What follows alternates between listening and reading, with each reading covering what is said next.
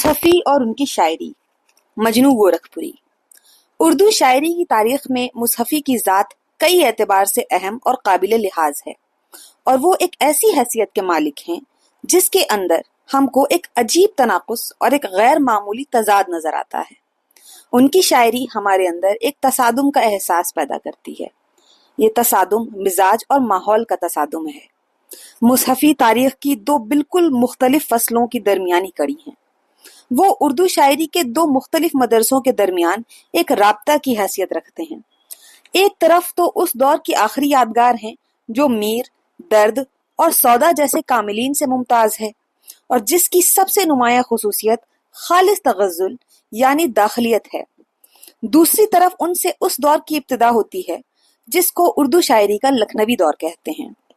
یہ دور خارجیت کا دور ہے اور تکلف اور ظاہری سجاوٹ کے لیے مشہور ہے۔ اس دور کی سچی نمائندگی کرنے والے انشا، جرت اور رنگین ہیں۔ یہ وہ زمانہ ہے جبکہ دلی اجڑ چکی ہے اور سلطنت و امارت کی طرح شعر و شاعری اپنا ڈیرا خیمہ لے کر لکھنؤ میں آبسی ہے۔ مصحفی اسی اجڑے دیار کے رہنے والے تھے جو پورب کے ساکنوں میں آ پڑے تھے۔ دلی کی وضع اور اس کی سچائی اور معصومیت ان کا خمیر ہو چکی تھی۔ ان کے خون میں وہی معصومانہ تغزل، وہی خلوص سے شعری حرکت کر رہا تھا جو میر اور درد کا ترکہ تھا۔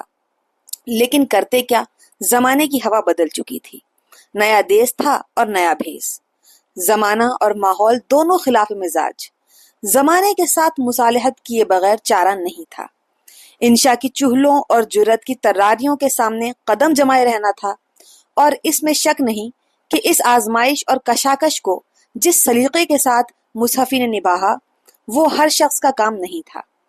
لیکن ان کو پورا احساس تھا کہ وہ غلط زمانے میں پیدا ہوئے، جبکہ اصلی شاعری کی کہیں قدر نہ رہی، اور جبکہ شاعری لکڑی و دنگل کی طرح اکھاڑے کی چیز ہو کر رہ گئی تھی۔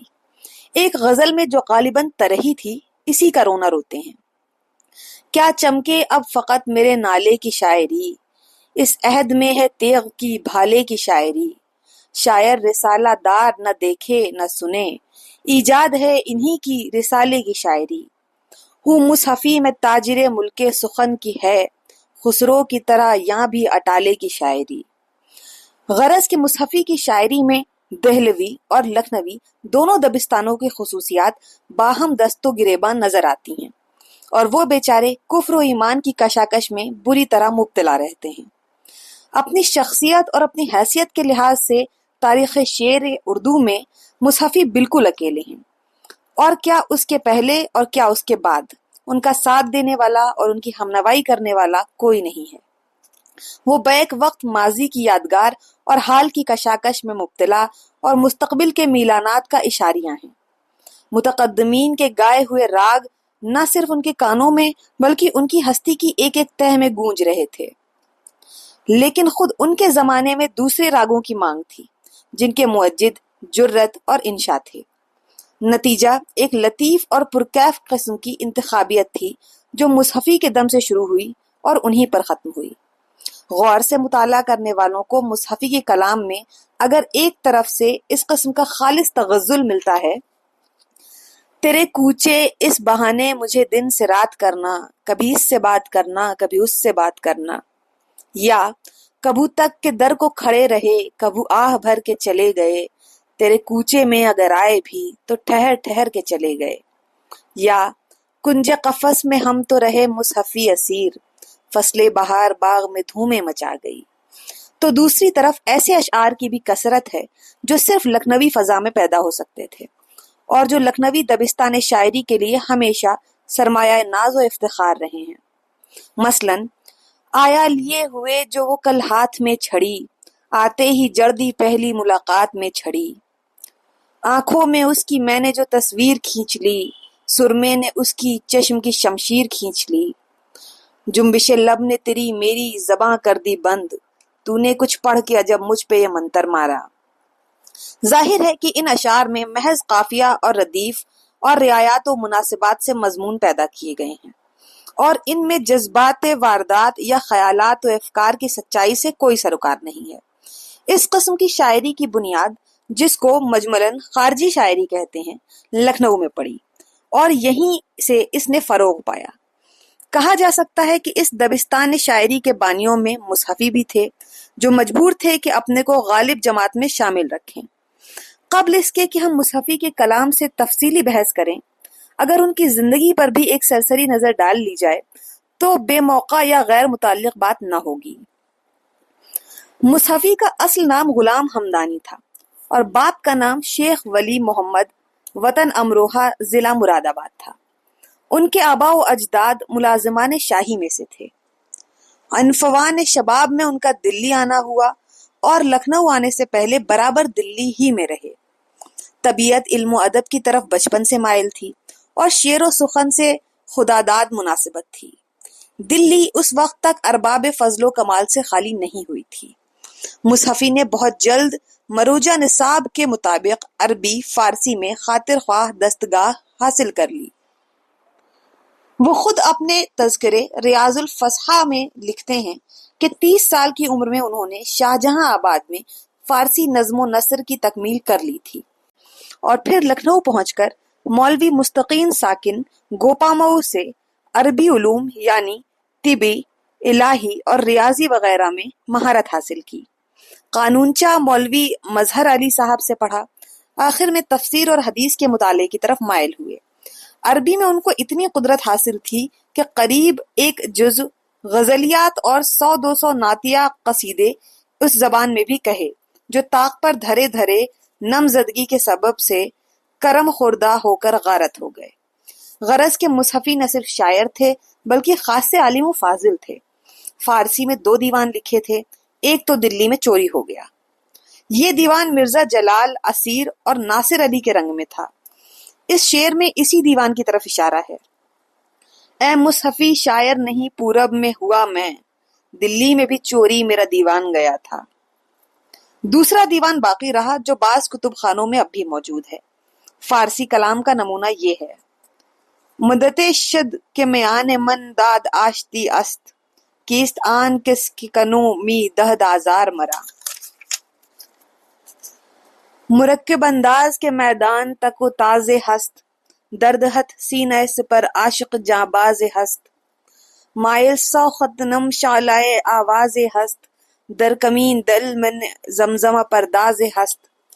نیست نومیدم از تو کہ دگر چشم ترا، سوئے آئینہ نگاہ غلط انداز ہست۔ درون خانہ تو اے نارنی می دانی، کہ گفت شد سر بازار داستان کسے۔ یہ منتخب اشعار سے انتخاب تھا۔ اس سے اندازہ کیا جاتا ہے کہ مصحفی کے فارسی کلام میں کوئی خاص بات نہیں ہے، بلکہ زبان اور مضامین دونوں کے اعتبار سے ان کا ایک کلام ڈھیلا اور پھسپھسا معلوم دیتا ہے۔ جب دلی اجڑی اور اہل علم و فن کی رہی سہی محفل بھی برہم ہوئی تو مصحفی نے بھی رخت سفر باندھا اور لکھنؤ کی راہ لی۔ یہ آصف الدولہ کا زمانہ تھا۔ دلی چھوڑ کر مصحفی سب سے پہلے ٹانڈا، ضلع فیض آباد پہنچے اور قیام الدین قائم کے توسط سے نواب محمد یار خاں کے دربار میں ملازم ہوئے۔ کچھ دنوں اس طرح فکر و معاش کی جانکاہیوں سے آزاد رہے اور یک گو نہ سکون کے ساتھ بسر اوقات کی۔ نواب محمد یار خاں کے زوال کے بعد لکھنؤ آئے اور پھر دلی چلے آئے، اس نیت سے کہ اب استغنا و قناعت کے ساتھ پاؤں سمیٹ کر یہیں رہیں گے۔ لیکن سفاک زمانے نے ان کا یہ عہد پورا نہ ہونے دیا اور معاش کی کوئی صورت نہ نکل سکی۔ آخرکار پھر لکھنؤ آئے اور اب کے مرزا سلیمان شکوہ کی سرکار میں مامور ہوئے، لیکن معلوم ہوتا ہے کہ فراغت و آزاری کے دن ان کو پھر کبھی نصیب نہیں ہوئے۔ لطف گلشن ہند میں لکھتے ہیں، بالفعل 1215 ہجری میں ایک 14 برس سے اوقات لکھنؤ میں بسر کرتا ہے۔ ذیق معاش تو ایک مدت سے وہاں نصیب اہل کمال ہے۔ اسی طور پر درہم برہم اس غریب کا بھی احوال ہے۔ مصحفی کا ایک شعر ہے، سنے ہے مصحفی اب تو بھی فی الحال، ملا کر سر کو ہو جا فارغ البال۔ بیچارے کو آخرکار یہی کرنا پڑا۔ جس شعور کی تربیت دلی میں ہوئی تھی اس کو لکھنؤ پہنچ کر اپنا مزاج اور اپنا لب و لہجہ دونوں بدل دینا پڑا اور جمہوریہ کو قائل کرنے کے لیے ایک ایسی طرز اختیاری کرنا پڑی جس سے اگر مصحفی دلی میں رہ جاتے تو یقیناً اپنے کو علیحدہ رکھتے، لیکن فضا اور ماحول سے بغاوت کرنا نہ ہر شخص کے بس کی بات ہے اور نہ خطرات سے خالی۔ مصحفی مجبور تھے کہ اس قسم کے شعر کہیں کر عوام سے داد لیں اور انہی کو معراج شعری سمجھیں۔ نہ کھینچے خامہ منہ ایسی تمثال کہ وہ ہے عاشقوں کی ناک کا بال، جو دیکھی انگلیاں وہ گوری گوری بنا خورشید پانی کی کٹوری۔ لیکن مصحفی کے کلام کا یہ حصہ بھی جو لکھنؤ کا ساختہ و پرواختہ ہے، اگر غور سے پڑھا جائے اور اس پر گہری ناقدانہ نظر ڈالی جائے تو صاف محسوس ہوتا ہے کہ شاعر اصلاً و فطرتاً لکھنؤ کا شاعر نہیں ہے۔ ان کی زبان اور ان کے اسلوب میں یہاں بھی ایک اندرونی فضائی کیفیت ہوتی ہے جو ایک نرمی اور ایک گداز لیے ہوئے ہوتی ہے، اور جو بہت واضح طور پر خوش نوایان دلی کے گائے ہوئے راگ کا آخری ارتعاش معلوم ہوتی ہے۔ لکھنؤ پہنچ کر مصحفی کی شاعری نے بات کی بات میں اتنی شہرت حاصل کر لی کہ ہر طرف سے شاگردوں کی آمد شروع ہو گئی۔ امر مسلمہ ہے کہ جتنے شاگرد مصحفی کو نصیب ہوئے کسی دوسرے اردو شاعر کو نہیں ہوئے۔ خود مصحفی کو اس پر ناز ہے۔ ریاض الفصحاء میں لکھتے ہیں: در زبان اردو ریختہ قریب صد کس امیر زادہا و غریب زادہا بحلقہ شاگردی من آمدہ باشندہ و فصاحت و بلاغت از من آموختہ۔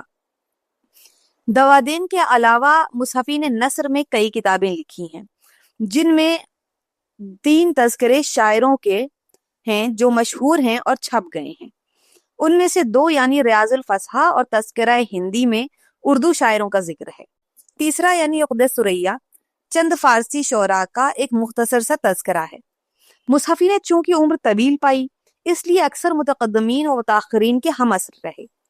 ان تذکروں میں شاعروں کی بابت جو کچھ لکھا ہے وہ تاریخی اعتبار سے اہمیت رکھتا ہے، اور پھر چونکہ مصحفی سخن سنج تھے اس لیے کلام پر رائے عموماً جچی تلی دیتے ہیں، اور کلام کا جو انتخاب دیتے ہیں وہ ان کے مذاق سلیم پر دلالت کرتا ہے۔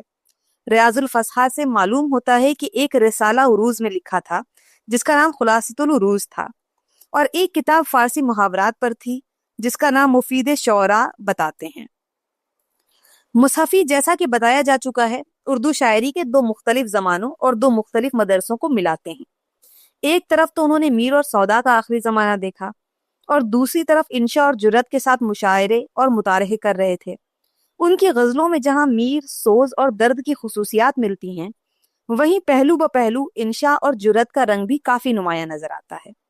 بالخصوص جرت کی حرکتیں تو وہ سعی اور کاوش کے ساتھ کرتے ہوئے معلوم ہوتے ہیں، لیکن انداز سے معلوم ہوتا ہے کہ خود ان کو دلی کے متغزلیں کا ہم آہنگ ہونا مرغوب تھا، اور یہ کہنا بعید از قیاس نہ ہوگا کہ جب تک دلی میں رہے اسی آہنگ سے شعر کہتے رہے۔ چنانچہ میر حسن نے اپنے تذکرہ شعرائے اردو میں مصحفی کے کلام کا جو انتخاب دیا ہے ان میں شاید ہی 2-4 اشعار ایسے نکلیں جن پر لکھنوی رنگ کا دھوکہ ہو، اور میر حسن جس وقت اپنا تذکرہ لکھ رہے تھے مصحفی شاہجہاں آباد ہی میں تھے اور تجارت کرتے تھے۔ مصحفی ایک زبردست قوت آخذہ کے مالک تھے، اور جیسا کہ اس سے پہلے بھی ایک مرتبہ کہہ چکا ہوں ان کی سب سے بڑی انفرادی خصوصیت تقلید اور انتخابیت ہے، یعنی دوسروں کے اثرات کو اخذ اور قبول کرنے کا ان میں خاص ملکہ تھا، جس کا نتیجہ یہ ہے کہ بقول آزاد کے غزلوں میں سب رنگ کے شعر ہوتے تھے، کسی طرز خاص کی خصوصیت نہیں۔ مصحفی انتخاب اور تقلید کی طرف فطرتاً مائل نظر آتے ہیں۔ اس سے ان کو فائدہ بھی پہنچا اور نقصان بھی۔ فائدہ تو یہ پہنچا کہ متقدمین کے رنگ کو اپنے کلام میں اس طرح جذب کر لیا کہ وہ گویا ان کا ہی رنگ تھا، مگر اسی کے ساتھ اپنے وقت کی خصوصیات اور میلانات پر بھی نظر رکھی، جس کا نتیجہ یہ ہوا کہ اردو شاعری کی دنیا میں ان کا مرتبہ انشاء اور جرت اور دوسرے معاصرین سے بہت بلند رہا، اور ان اساتذہ کے مقابلے میں آج تک غزل گو شعراء مصحفی کی شاعری سے زیادہ اثر قبول کرتے اور فیض اٹھاتے رہے۔ لیکن اسی تقلید سے مصحفی کو نقصان یہ ہوا کہ خواہ مخواہ زمانہ سازی کی غرض سے انشاء اور جرت کی طرز میں اپنی قوت ظاہر کرنے لگے، جس سے ان کو کوئی طبعی مناسبت نہیں تھی، مگر یہ ہونا تھا۔ قوت آخذہ جب ضرورت سے زیادہ بڑھ جاتی ہے تو اکثر امتیاز کرنے سے قاصر رہ جاتی ہے۔ مصحفی اگرچہ انشاء اور جرت کے ہم عصر ہیں، لیکن ان کے ان اشعار سے قطع نظر کرنے کے بعد بھی جن میں صاف میر اور سودا کے انداز پائے جاتے ہیں، وہ بالعموم زبان اور محاورات میں اپنے زمانے سے الگ رہتے ہیں، اور ان متقدمین کے عہد سے قریب آزاد نے ان کو سوز، سودا اور میر کا آخری ہم زبان بتایا ہے، اور جس کسی نے بھی مصحفی کے کلام کا مطالعہ کیا ہے اس کو اس رائے سے اتفاق ہوگا، ان کی زبان میں وہی ملائمت اور شیکستگی ہے جو میر کے عہد کی عام خصوصیت تھی، اور ان کے لب و لہجہ اور اسلوب میں وہی نرمی اور مسکینی ہے جو پھر کبھی کسی دوسرے دور کو نصیب نہیں ہوئی۔ مصحفی کے وہاں ایسے اشعار کی تعداد کافی ہے جن پر سوز اور میر اور ان کے دوسرے معاصرین کا دھوکہ ہو سکتا ہے۔ مثلاً ہم سمجھے تھے جس کو مصحفی یار، وہ خانہ خراب کچھ نہ نکلا، آ کے میری خاک پہ کل گرد و بار، دیر تلک خاک بسر کر گیا، جب واقف راہ و روش ناز ہوئے تم، عالم کے میاں خانہ برانداز ہوئے تم۔ یہ غزل مشہور ہو چکی ہے، جو پھرا کے منہ کو اس نے بخفا نقاب الٹا، ادھر آسمان الٹا ادھر آفتاب الٹا، میں عجب یہ رسم دیکھی کہ بروز عید قرباں، وہی ذبح بھی کرے ہے وہی لے ثواب الٹا، بسوال بوسا اس نے مجھے رک کے دی جو گالی، میں ادب کے مارے اس کو نہ دیا جواب الٹا۔ اسی طرح میں انشا کی بھی غزل ہے، اور جہاں تک بیان کے زور اور انداز کے بانکپن کا تعلق ہے، ان کی غزل مصحفی کی غزل سے ممتاز ہے، اس میں وہی تراری اور چنچل پن ہے جو انشا کی فطرت تھی۔ ان کے عام لب و لہجے اور تیور کا انداز ان کے صرف ایک شعر سے ہو جاتا ہے۔ عجب الٹے ملک کے ہیں اجی آپ بھی کم تم سے، کبھی بات کی جو سیدھی تو ملا جواب الٹا۔ مصحفی کا رنگ بالکل جدا ہے، جس کا انشا کے رنگ سے مقابلہ کرنا ایک فضول سی بات ہے۔ مصحفی کی زبان اور ان کے اسلوب میں وہ سادگی اور سیدھا پن ہے جو خلوص کی علامت ہے، اور جس کے بغیر غزل صحیح معنوں میں غزل نہیں ہوتی۔ چند اور مثالیں ملاحظہ ہوں۔ چھپایا تم نے منہ ایسا کہ بس جی ہی جلا ڈالا، تغافل نے تمہارے خاک میں ہم کو ملا ڈالا، کہے تو کھیل لڑکوں کا ہے یہ یعنی مصور نے، جو نقش صف ہے ہستی پہ کھینچا سو مٹا ڈالا۔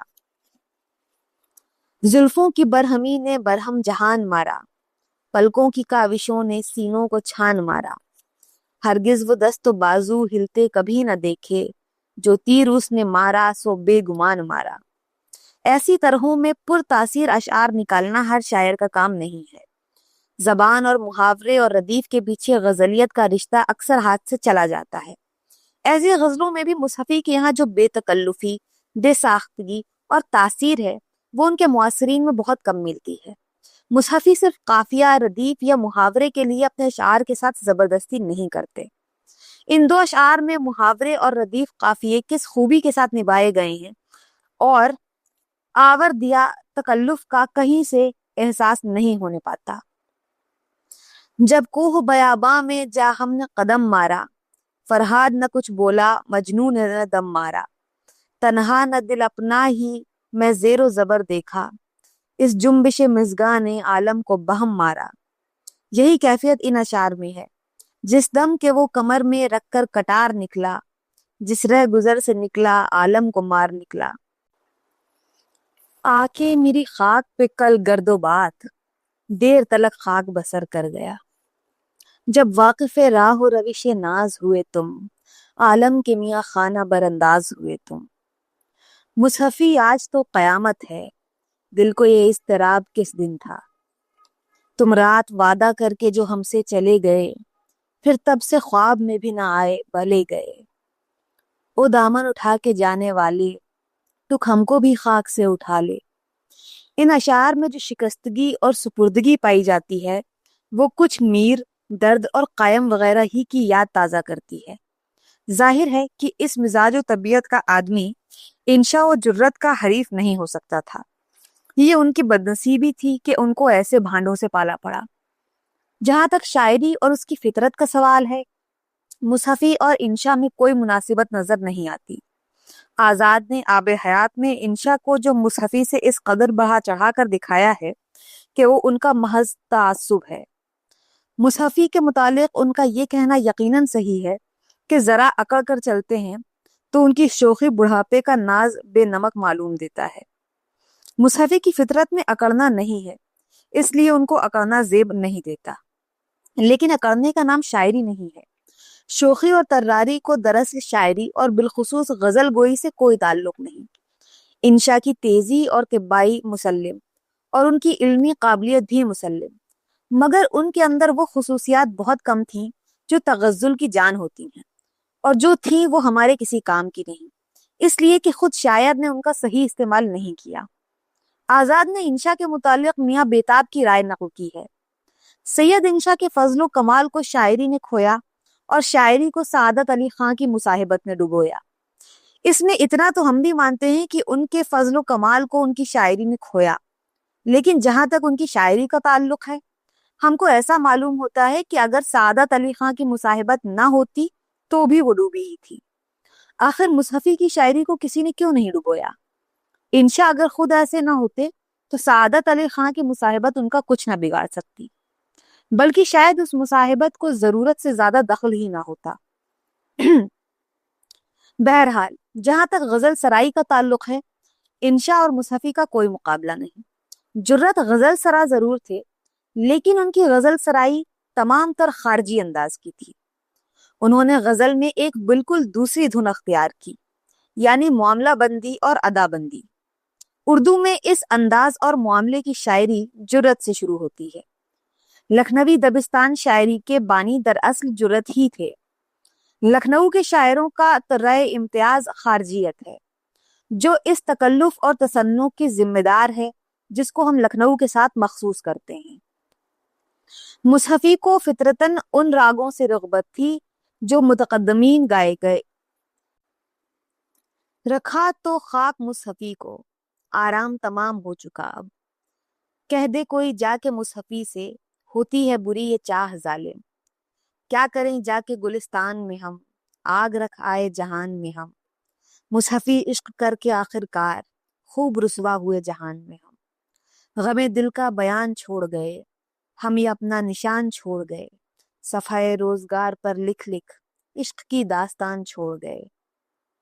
یہ مصحفی کا وہ تغزل ہے جو ان کو متقدمین سے بالکل گھلا ملا دیتا ہے۔ جذبات میں وہی سادگی اور خلوص ہے، انداز بیان میں وہی بھولا پن ہے، الفاظ اور ان کی بندش میں وہی بے تکلفی اور سلاست ہے۔ لیکن ادبی انتخابیت میں سب سے بڑی خرابی یہ ہوتی ہے کہ وہ کبھی کسی ایک رنگ پر قناعت نہیں کرتی، اور بعض اوقات وہ رنگ بھی اختیار کر لیتی ہے جس کو چھوڑے رہنا ہی بہتر ہوتا۔ اسی انتخابیت کا نتیجہ یہ ہوا کہ آج اگر مصحفی کے کلام کا کوئی نقاد ان پر یہ الزام لگائے کہ وہ کسی خاص طرز کے ماہر نہیں ہیں، تو اس کی تردید مشکل سے کی جا سکتی ہے۔ متقدمین ہی میں لے لیجئے، جہاں مصحفی نے میر، سوز، درد اور میر اثر وغیرہ کے رنگ کی تقلید کی ہے، وہیں سودا کی تقلید بھی کچھ کم نہیں کی، اور اکثر سنگلاخ زمینوں میں مرکب اور طویل ردیفوں کے ساتھ غزلیں لکھی ہیں، جن میں صرف تکلف اور تصنع برتا جا سکتا ہے اور تغزل کو نبھایا نہیں جا سکتا۔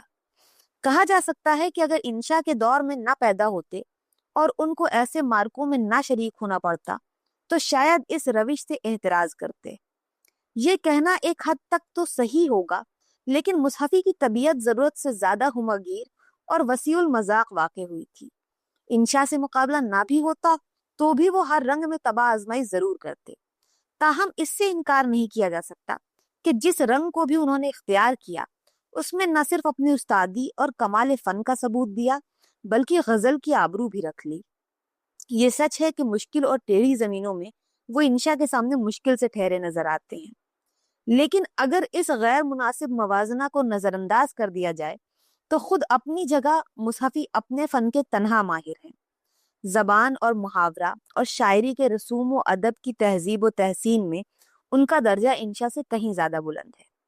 پرتکلف زمینوں میں چند اشعار مثلاً درج کیے جاتے ہیں: پیری سے ہو گیا یوں اس دل کا داغ ٹھنڈا، جس طرح صبح ہوتے کر دیں چراغ ٹھنڈا۔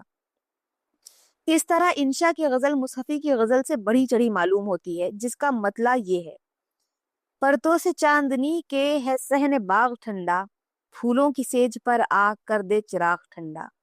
لیکن مصحفی کی غزل نہ صرف لطف زبان، حسن محاورہ، الفاظ کے رکھ رکھاؤ اور دوسرے عصری میلانات کے لحاظ سے ایک دلکش نمونہ ہے، بلکہ اس کے اندر وہ متانت، وہ گھلاوٹ، وہ نرمی اور دل گداختگی پورے طور پر موجود ہے جو غزل کے ترکیبی عناصر میں داخل ہیں اور جن کے لیے اس سے پہلے کا دور مشہور ہے۔ مصحفی کے دیوان میں ایسی غزلیں بھی کافی تعداد میں ہیں جن کے لطف کا دار و مدار ردیفوں پر ہے، لیکن جو اپنے اندر پوری غزلیت بھی رکھتی ہیں۔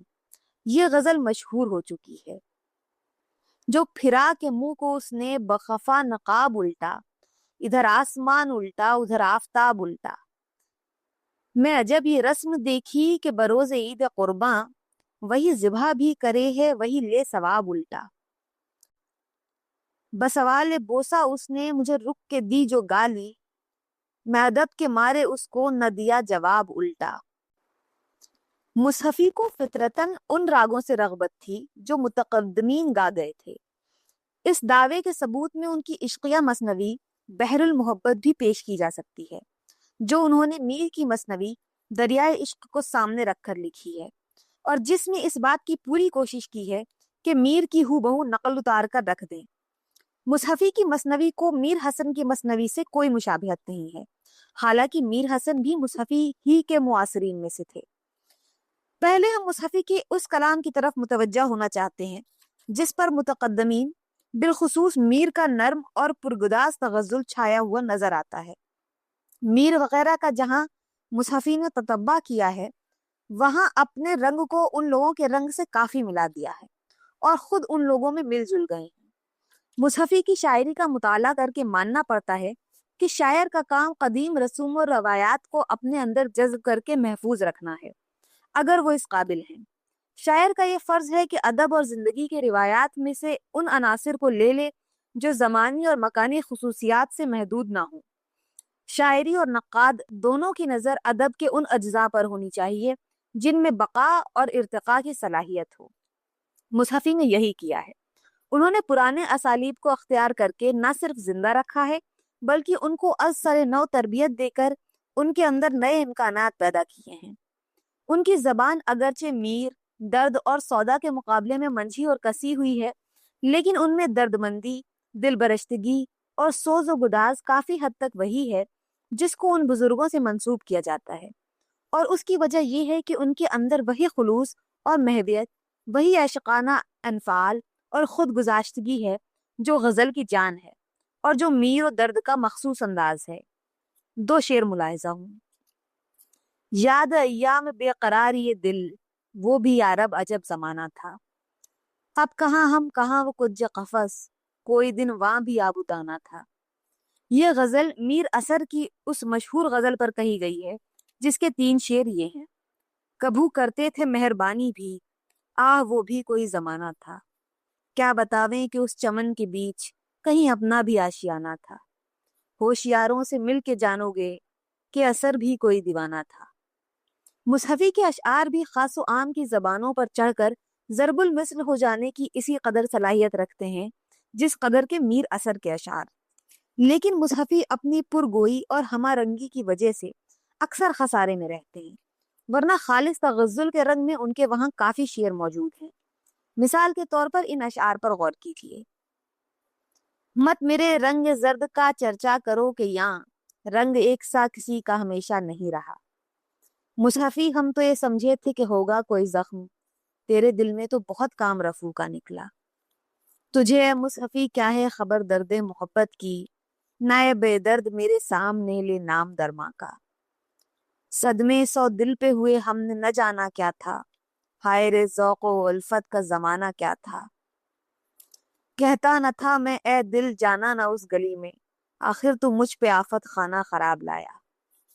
میر درد اور اثر کی ایک ممتاز خصوصیت یہ بھی ہے کہ وہ اکثر چھوٹی چھوٹی، سادہ اور شگفتہ بحریں اختیار کرتے ہیں جن میں بجائے خود وہ گداز اور وہ بے ساختہ پن ہوتا ہے جس کا دوسرا نام تغزل ہے، اور ان بحروں میں انہوں نے وہ اشعار نکالے ہیں جو ان کا حاصل عمر ہے۔ مصحفی کو بھی انہی اکابرین متغزلین کی طرح چھوٹی اور دلاویز بحروں کے ساتھ خاص انس ہے جس میں انہوں نے بڑے پرتاثیر اشعار کہے ہیں۔ مصحفی کی ان غزلوں کو پڑھیے تو ان پر اور بھی متقدمین کے رنگ کا دھوکہ ہوتا ہے، البتہ مصحفی کی چھوٹی بحروں کے مقابلے میں اکثر لوچ اور ترنم زیادہ ہوتا ہے۔ اور اس کا سبب یہ ہے کہ انہوں نے لکھنؤ کی نئی فضا کے بہترین عناصر کو بھی اپنی شاعری میں جذب کر لیا ہے۔ کچھ اشعار سنیے۔ خواب تھا یا خیال تھا کیا تھا، ہجر تھا یا وصال تھا کیا تھا، شب جو دل دو دو ہاتھ اچھلتا تھا، وجد تھا یا وہ حال تھا کیا تھا، جس کو ہم روز ہجر سمجھتے تھے، ماہ تھا یا وہ سال تھا کیا تھا، مصحفی شب جو چپ تو بیٹھا تھا، کیا تجھے کچھ ملال تھا کیا تھا، تلوار کو کھینچ ہنس پڑے وہ، ہے مصحفی کشتا اس ادا کا، فلک گر ہنستا ہے مجھ پر کسی سو، میں ہنس کے فلک کی طرف دیکھتا ہوں، قدم کس دھج سے پڑتا ہے اس غارت گر جاں کا، کہ دل ہر ہر قدم پر لوٹ ہے گبرو مسلماں کا، بھیگے سے تیرا رنگ ہنا اور بھی چمکا، پانی میں نگاری کف پا اور بھی چمکا، گیند بازی سے اذیت نہ کہیں پہنچے تمہیں، کہ پلٹتی ہے بری طرح سے سرکار کی گیند، دل لے گیا ہے میرا وہ سیم تن چرا کر، شرما کے جو چلے ہے سارا بدن چرا کر، اے مصحفی تو ان سے محبت نہ کیجیو، ظالم غضب کی ہوتی ہیں یہ دلی والیاں، میری نظر مجھی کو لگے دور چشم بد، اس وقت بن رہے ہو پری پھر کے دیکھ لو، جمنا میں کل نہا کر جب اس نے بال باندھے، ہم نے بھی اپنے دل میں کیا کیا خیال باندھے، اول تو یہ سج اور یہ رفتار غضب ہے، جس پر تیرے پازیب کی جھنکار غضب ہے۔ مصحفی کے کلام میں اس عریانی کا شائبہ بہت کم ہے جس کی جرت وغیرہ کے یہاں بہتات ہے۔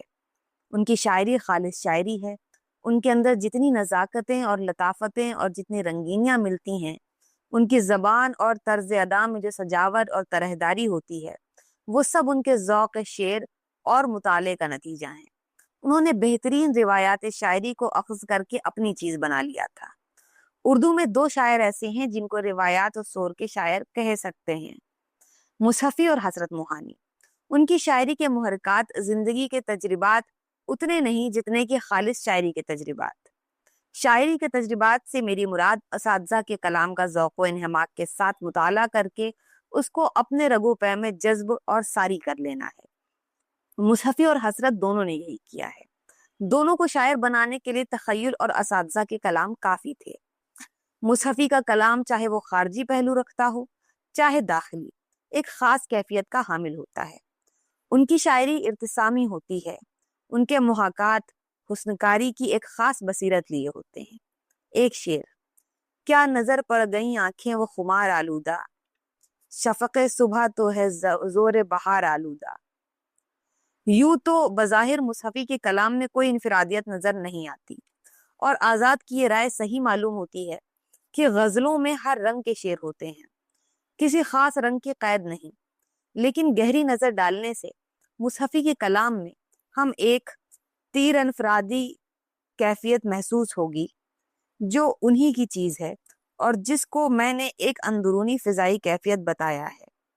مصحفی اردو کے پہلے شاعر ہیں جنہوں نے غزل کے اشعار میں رنگ اور فضا کا احساس پیدا کیا، اور یہی ان کی سب سے بڑی انفرادی خصوصیت ہے جس کا اثر بعد کی اردو شاعری میں کافی دور تک اور جس کی وجہ سے جرت کے مقابلے میں شاعروں نے مصحفی کو زیادہ نظر کے سامنے رکھا۔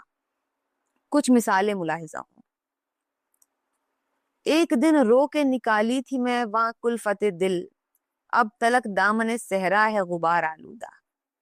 اس شعر میں ایسی گہری اور چھا جانے والی فضا پیدا کر دی گئی ہے کہ سنگلاخ زمین کا خفیف سے خفیف احساس بھی پیدا نہیں ہونے دیا ہے۔ کچھ اور اشعار سنیے۔ چلی بھی جا جر سے غنچہ کی صدا یہ نسیم، کہیں تو قافلہ نوبہار ٹھہرے گا۔ تیری رفتار سے ایک بے خبری نکلے ہے، مست زمد ہوش کوئی جیسے پری نکلے ہے۔ کھول دیتا ہے تو جب جا کے چمن میں زلفیں، پا بزنجیر نسیم سحری نکلے ہے۔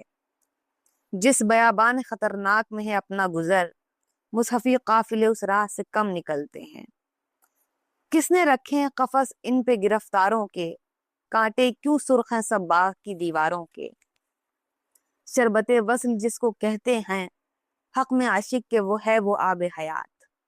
پیچھے وہ ماہ خانگی نہ ملا، گئی اب کے بھی یوں ہی بارہ وفات۔ مصحفی اپنی نا امیدی پر ہاتھ مل کر کہوں نہ کیوں ہے ہاتھ، رات کاٹی ہم نے تجھ بن جس طرح، دن نہ دشمن کا بھی کٹیو اس طرح، مرتے مرتے تک نہ بولا مصحفی، جان دی آخر کو اس نے اس طرح، رت بری ہے یہ خدا جانے میرا کیا حال ہو، اس ہوا میں یعنی مجھ کو بیم رسوائی ہے پھر، مصحفی چل تو بھی صحرا کو کہ ظالم ان دنوں، سبزہ و گلزار کا عالم تماشائی ہے پھر، جب کوہ بیاباں میں جا ہم نے قدم مارا، فرہاد نہ کچھ بولا مجنون نہ دم مارا، تنہا نہ دل اپنا ہی میں زیر و زبر دیکھا، اس جنبش مژگاں نے عالم کو بہم مارا۔ یہی کیفیت ان اشعار میں ہے، جس دم کہ وہ کمر میں رکھ کر کٹار نکلا، جس رہ گزر سے نکلا عالم کو مار نکلا، آئی زبان جو جنبش میں نزا کے دم، تیرا ہی نام منہ سے بے اختیار نکلا۔ تہمت ہے مصحفی پر سیرے چمن کی یاروں، کب گھر سے اپنے باہر وہ سوگوار نکلا، ایک ہچکی میں ٹھکانے دل بیمار لگا، اس پہ تیر لگا خواہ تو تلوار لگا، مصحفی عشق کی ہے گرمی بازار وہی، کشور حسن میں نت رہتا ہے بازار لگا۔ یہی بات انشا کو میسر نہیں ہوئی، ایسی ٹیڑھی طرحوں میں انہوں نے اپنی شوخ و سنگ طبیعت کی جولانیاں جتنی بھی دکھائی ہوں، لیکن مصحفی کی طرح ظاہری رکھ رکھاؤ کے ساتھ کلام کو ایک باطنی کیفیت سے معمور رکھنا اس کے بس کا کام نہ تھا۔ اب ہم ایسی ہی طرحوں میں سے کچھ اور اشعار یکجا کرتے ہیں۔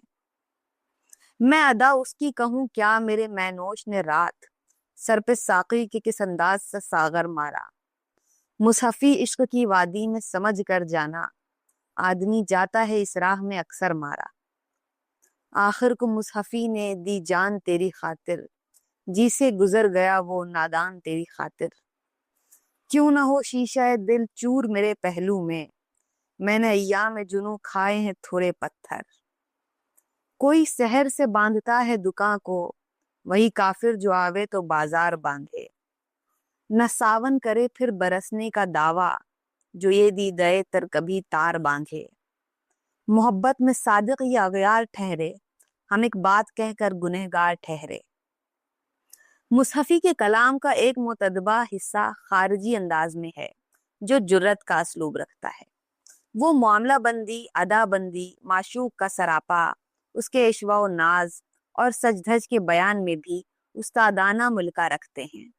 اس میدان میں ان کا جرت کے ساتھ مقابلہ تھا، اور یہ کہنا غلط نہیں کہ اول انہوں نے جرت ہی کی تقلید میں یہ رنگ اختیار کیا، لیکن جرت و مصحفی میں فرق ہے۔ خارجی رنگ میں بھی مصحفی کا انداز متقدمین ہی سے قریب معلوم ہوتا ہے، ان کی زبان یہاں بھی انشا اور جرت دونوں سے پیاری ہوتی ہے، لیکن ان کے یہاں وہ پتے کی باتیں سننے میں نہیں آتی جن کے لیے جرت مشہور ہیں۔ جرت کا چلبلا پن ان کی اپنی فطرت کا تقاضا تھا، جس سے مصحفی کو کوئی طبعی مناسبت نہ تھی، چنانچہ جب کبھی خواہ مخواہ کی ریس میں اپنے اوپر بہت زیادہ تشدد کرتے ہیں تو متبذل ہو جاتے ہیں، جو ان کے وہاں شاخ گزرتا ہے۔ مثلاً مصحفی جیسے شاعر سے ہم اس قسم کی باتیں سننے کی توقع نہیں رکھتے۔ یہ طرفہ اختلاط نکالا ہے تم نے واہ، آتے ہی پاس چٹ سے وہیں مار بیٹھا، پانی بھرے ہے یارو یا کر مزید اشالا، لنگی کی سج دکھا کر سکنی نے مار ڈالا۔ لیکن اکثر مقامات پر اس تقلید میں بھی کامیاب رہے ہیں، اور تخیل کی مدد سے ان خارجی موضوعات میں بھی جرت سے زیادہ پیاری اور مزیدار باتیں کہہ گئے ہیں۔ یہ ان کے رچے ہوئے مذاق کا نتیجہ تھا۔ متقدمین کے غیر مطالعے سے انہوں نے اپنے تخیل اور اپنی فطرت شعری کی تربیت کی تھی، اس لیے جہاں جہاں خارجی معاملات باندھے ہیں اثر و کیفیت کو قائم رکھا ہے۔